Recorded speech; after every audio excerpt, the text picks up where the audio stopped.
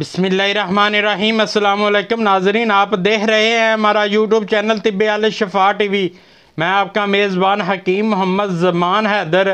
नाजरीन, आज बात होगी केरा, दमा और बगलमी खांसी पर। नाजरीन, ये अब एक ख़तरनाक बीमारी बन चुकी है।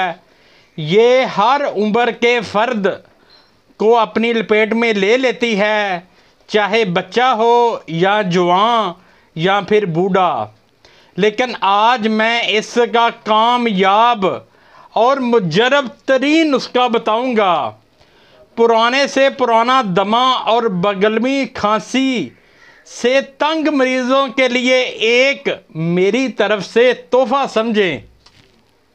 इससे सांस की तंगी भी ख़त्म हो जाएगी और सांस की नाली भी ठीक हो जाएगी, और डस्ट एलर्जी, खांसी, नज़ला, ज़ुकाम भी ठीक हो जाता है, और नज़र और दिमागी कमज़ोरी भी ख़त्म हो जाएगी इंशाल्लाह। ये कुश्ता खाने से पहले दिन ही इंसान सेहतमंद और तंदुरुस्त होना शुरू हो जाता है। ये नुस्खा इंतहाई मुजरब तरीन नुस्खा है, और जो हजरात ये कहते हैं कि दमा केरे का कोई मुश्किल इलाज नहीं रहा, उनको मेरा चैलेंज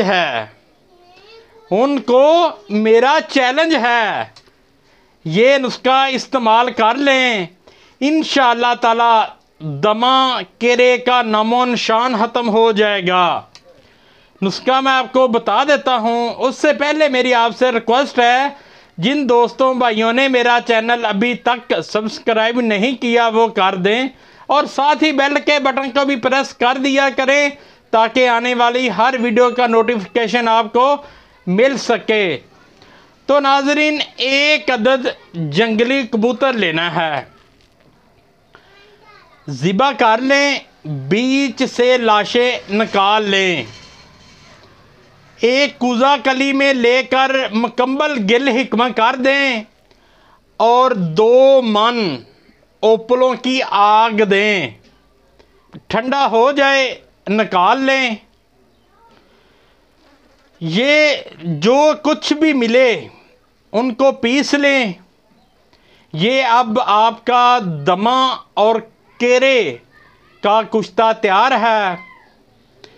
ये मैं आपको खाने का भी तरीका बता देता हूँ।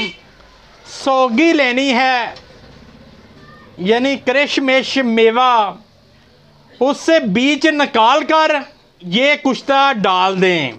मसर के दाने बराबर डालना है और इस्तेमाल कर लें। इंशाअल्लाह ताला चंद दिनों के बाद केरे दमे का नामो निशान ख़त्म हो जाएगा। ये मैं आपको बात दावे से कह रहा हूँ। वीडियो अच्छी लगी हो तो शेयर ज़रूर करें ताकि किसी और का भी भला हो सके, और लाइक भी कर दिया करें। शफा मिन जानब अल्लाह करीम। अल्लाह ताला आपको हर बीमारी से महफूज रखे, सेहत वाली ज़िंदगी अता फरमाए, अचानक आने वाले परेशानियों से महफूज रखे।